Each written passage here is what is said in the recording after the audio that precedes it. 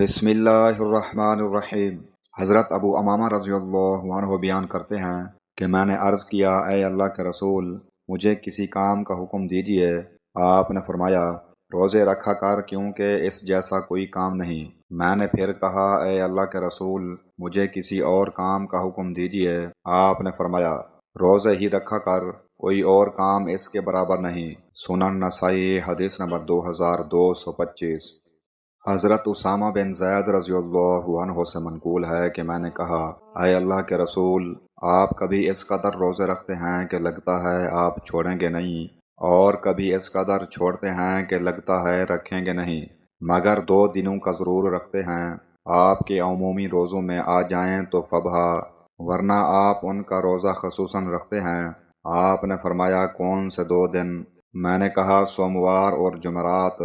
آپ نے فرمایا، یہ 2 دن ایسے ہیں کہ ان میں رب العالمین کے ہاں اعمال پیش ہوتے ہیں، اور میں چاہتا ہوں کہ میرے عمل پیش ہوں تو میں روزے سے ہوں۔ سنن نسائی، حدیث نمبر 2360۔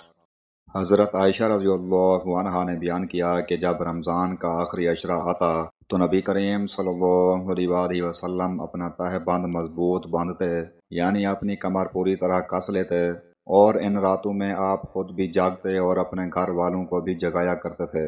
صحیح بخاری، حدیث نمبر 2024۔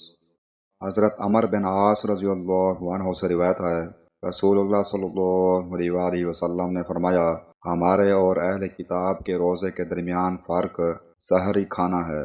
سنن نسائی، حدیث نمبر 2168۔ حضرت عمر بن شرجیل رضی اللہ عنہ سے روایت ہے کہ ایک شخص رسول اللہ صلی اللہ علیہ وآلہ وسلم کے پاس آیا اور کہنے لگا، اے اللہ کے رسول، آپ اس آدمی کے بارے میں کیا فرماتے ہیں جو ہمیشہ روزہ رکھتا ہے؟ رسول اللہ صلی اللہ علیہ وآلہ وسلم نے فرمایا، میں تو چاہتا ہوں کہ وہ کبھی کچھ نہ کھاتا۔ اس نے کہا، 2/3 روزے رکھے؟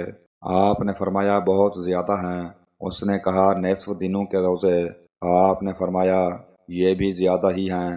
آپ نے فرمایا، میں تمہیں ایسے روزوں کی خبر نہ دوں جو دل کی خرابیوں، اخلاقی کمزوریوں کو دور کر دیتے ہیں؟ لوگوں نے کہا، کیوں نہیں، ضرور بتائیے۔ آپ نے فرمایا، ہر مہینے میں 3 روزے۔ سنن نسائی، حدیث نمبر 2388۔